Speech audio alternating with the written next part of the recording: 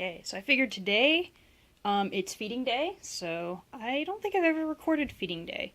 So I was gonna go ahead and record feeding day and show y'all how I go ahead and do that. First, I weigh, just because I like to know how much my snakes weigh. So, this is Lily's bin. So I'm going to grab her out. She is hiding in her warm hide. So go ahead and open that. And let's get her out. Oh, hello. I'm sorry. Come here. I know. You're just like, no, leave me alone. But she, hey there. But she knows when she goes in here, in you go. She's like, okay, yeah. I know what this means. This means food. Awesome. Okay. So she is at 482.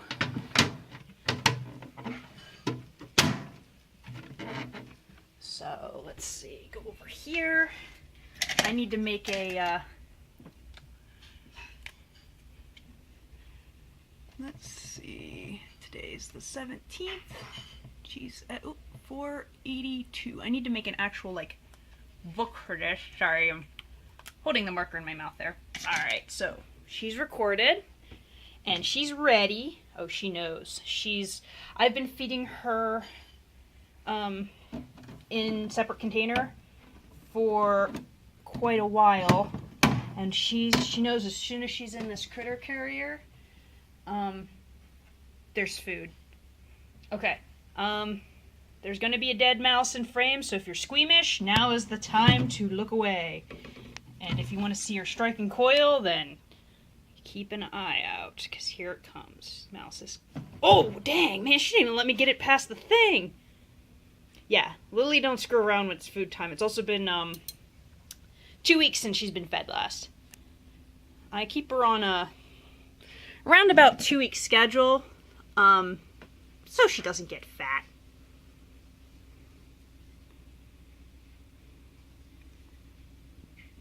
She has to kill her dead mouse. Alright. Well, you do you. You do you, Lily. She's like, what? She'll be fine. She gets distracted sometimes when I shut the critter carrier, but she's not gonna let this, oops. Okay. Put you up here. Yeah, she's not letting that go. She's gonna kill it, and then she's going to eat it. So I'll let her finish killing her dead mouse. And now we got to get the beep out, little ball python.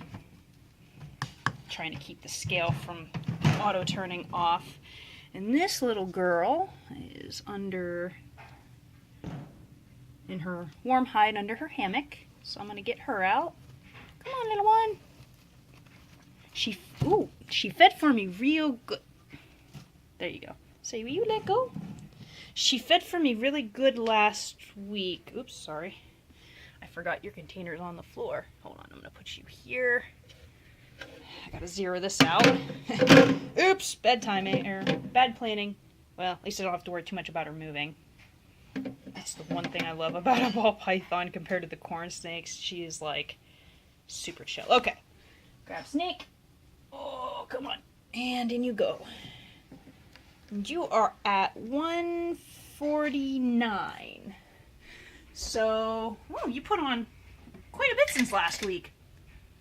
Alright, so 149. Okay. Good there. Okay, now she's not really much of the striking type, and she's currently chill in here, so let me see if I can get her attention here. Hey! Mouse time! Oh, it's a mouse.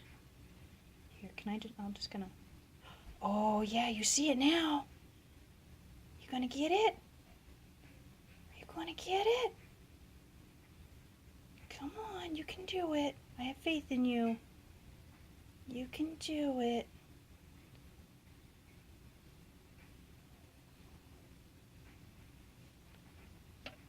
lay it down because last time I had to lay it still before she grabbed it. Get it!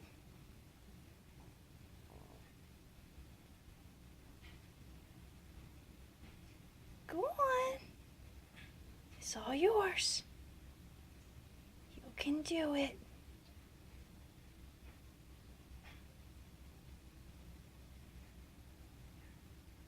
Lily's looking at me like, you have another mouse.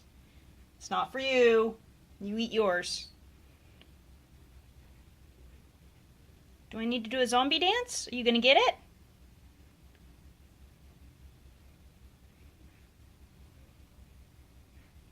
You didn't take it last week when I made it do a zombie dance. She's like, I think I know what it is. Make it do a little wiggle. Wiggle, wiggle, wiggle. Ah, this camera will not focus. There we go. Whoa, look. It's a mouse. Oh, it's a mouse.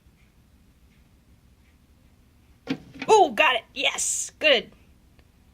Good strike. Not quite a clean strike, but hey, she got it. I'm not going to complain. Good deal.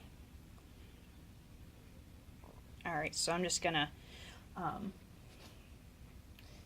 let's see, Lily's over here chowing. Nom. Nom, nom, nom. I'll show the ball here in a bit, because, she's just grabbed onto it right now, and I'm gonna kind of leave her alone because I don't want her to let go. And Lily is, I've had her for 2 years. I could probably pick her up and move her with the mouse in her mouth and she wouldn't let that thing go. She's like, no, haven't eaten in 2 weeks, is mine. But yeah, she gets an adult mouse every 2 weeks, or 10 days to 2 weeks, depending on, you know, things. Sometimes I try and give her, I just don't want her to get fat. So I try and keep an eye on her weight, you know, with the mice and what she's looking like shape-wise. But it's obvious, I mean, she's not starving, because she's, from what I've heard from other corn snake owners, is if they're like cross-section, if you look at them like almost like a cross-section, and they're bread-shaped. Oh! You're tail rattling at me. Oh, you little bugger. I'm not going to steal your mouse. You can relax.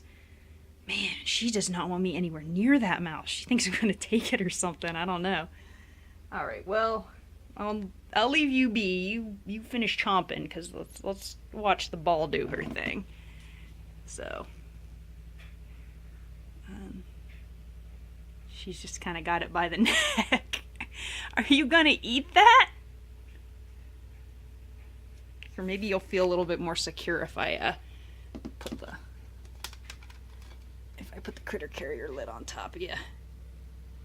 I'm just gonna set it down. I don't have to worry as much about her escaping. It's Lily I'm worried about.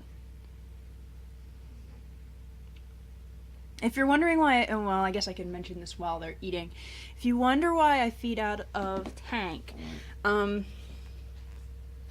there she goes. She's gonna maneuver that a little bit. Oh man, Lily's almost finished. Dang! She was hungry. Hungry noodle.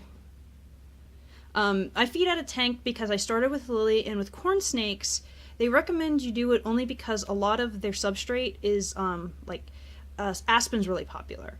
And if you feed in the tank, they can sometimes eat aspen, which can sometimes cause problems, and I just didn't want to deal with that. So, plus, as you saw, I can double container feeding as a weigh-in day. So they get weighed before they eat. I give them their food. And then next week, I weigh them before they feed. And the good thing with that, yeah, look at you, go. You got a little bit of tail sticking out there still. But, the thing with that is I can always get them pretty much weighed on an empty stomach. Because, Lily will usually poop after about 4 days, and the ball went after, I think, 3? And it's just a nice way to keep track of their health, make sure they're not getting overweight, you know, besides looking at them. But you don't want to be underweight. So if she's losing weight, I know I'm not feeding her enough. If she's gaining a little bit of weight, that's okay, because they do grow their whole lives.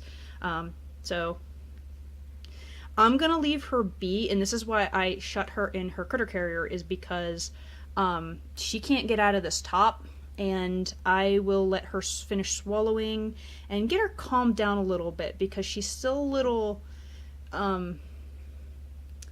food crazy, I guess you could say. So let's swing back over to the ball and see how she's doing. She's maneuvering the mouse head into her mouth. It's like a mouse eating play-by-play here. I may have to get her a slightly bigger critter carrier. When I bought this, honestly, I was just thinking I'd need something to maybe bring home an animal from a reptile expo, or, you know, in case I needed to take her somewhere, like, you know, the vet or whatever. So it's nice to have a decent, you know, proper sized critter carrier. But for feeding, it seems like she could use a little bit more room, because she definitely likes to flail her food around to get it, you know, positioned and stuff. Actually, it was last week when I fed her the first time here, she actually grabbed the mouse by the head, picked it up like almost straight up like this, and was holding it, and her neck was like all the way up like that and just dragging. It was crazy. Like, she just picked it right up. And she's so skinny, like on her neck, you wouldn't think she'd almost have, like, it's surprising she's got the strength to pull it off, but she does. That little, well, when you think about it, they're basically all muscle. They're like all rib and muscle. And that's pretty much a snake body in a nutshell. You know, and organs and stuff, obviously, but yeah. Oh, she's going after that mouse. It makes me so happy she's a good feeder. Oh my gosh, like, some ball pythons are so shy and they won't feed if you're looking at them, or, you know, if they're not in their thing. So the fact that she can tank feed is so nice. I got a good ball python there. So I'm very, very, very happy with her. She's been really good. Well, if you saw my last video I made with her, where she was just out and about and I was showing her off, then you can kind of get an idea. She's pretty outgoing for a ball python. She's not a lap snake, I guess you could say. She is a lot slower, like, as far as moving around, than the corn snake, but she by no means sits still, like, for very long. She's very outgoing. So I think I got a pretty good ball python there. Because I mean, I want one that's kind of like can chill for a bit, but I want one that also just doesn't sit there like a pet rock. Yeah. Although her enclosure's got a lot of stuff that she can do in it too, so actually, while she's munching, I'll go ahead and, because I don't know if I ever showed off much of the enclosure. Well, I guess you can't. There we go. Alright, so she's got her worm hide here, some fake plants that she's kind of scooted all over the place. She's got another hammock here, and then some toilet paper tubes that she's also moved all over the place, and then her water dish. Now, in the back right corner here, I'm actually, I've been working on this, a coconut hide, but I need to put the, I need to get my dad's drill, because the Dremel tool I have isn't powerful enough to drill through the really hard coconut shell, so I need to borrow my dad's drill this weekend and put the holes in, and then I'm just gonna, like, you put them in an arch, and then you slam it. Here, I'm gonna go back. Oh, sorry, I want to turn the light off. And I'm gonna slam out the piece, and then just sand it down, and she'll have a coconut hide. It would have cost me all of $2 from Walmart for a coconut. I would have had two pieces, but I went for kind of lopsided coconut, so it kind of was flat on the bottom and like had a bigger curve, because I figured she could use a bigger coconut. So she's actually got, like, it's a pretty decent sized hide for a coconut. Oh, slowly but surely you are chewing down that mouse. Taking your time. Huh, that's a big mouse for you. You got such a little neck. Nom. Lily used to eat this slow too. She's looking at me like, It's like, is there another mouse? Once I know she's not going to go for my fingers when I try and get her out of the tub. She usually doesn't, but if I don't wait long enough for her to calm down when she realizes, okay, I'm in the tub, there's no more mice, and then she realizes when I open her tub, that means she's supposed to crawl back into her main tank. She's pretty well trained for a snake. They say you can't train a snake, but you can definitely get them, you know, down. They memorize routines, I guess, which is kind of like training. I don't know. She's about as well trained as you can train a snake. We'll just put it that way. Oh, look at that big old mouse butt. Nom. It looks so much smaller when the corn snakes got it, I think. I don't know. Of course, you'd think it would look smaller with the ball python, because, I mean, it's weird. For such a short snake, she's got, like, she's already bigger around than the corn snake, but the corn's got, like, an extra foot at least on her. Or actually, no, probably about an extra 2.5 feet. But Lily's full grown. She's just a, what, almost 3-month-old ball python hatchling. So she's still pretty young. She's got a lot of growing to do. But she's going to be growing a lot more out, I guess, than long. They get, like, they're stocky little snakes, I guess. Oh, wow, look at that big old bump. Are you okay? Alright. Oh my god, I can almost see that mouse through your skin. That's crazy. Oh man, it's amazing how much their skin stretches when they eat.